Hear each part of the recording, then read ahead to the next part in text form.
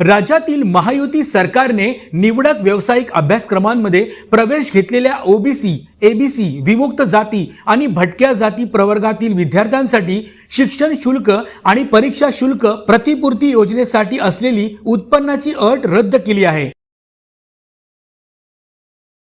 यामुळे आता पालकांचे 8 लाखांपेक्षा अधिक उत्पन्न असलेल्या विद्यार्थ्यांनाही शैक्षणिक शुल्क प्रतिपूर्ती योजनेचा लाभ घेता येणार आहे। पालकांची वार्षिक उत्पन्नाची अट रद्द करण्यात आल्याने आता केवळ नॉन क्रिमिलियल प्रमाणपत्र सादर करावे लागणार आहे। महायुतीच्या या क्रांतिकारक निर्णयाचं ओबीसी समाजाकडून मोठ्या प्रमाणात स्वागत करण्यात आलं आहे।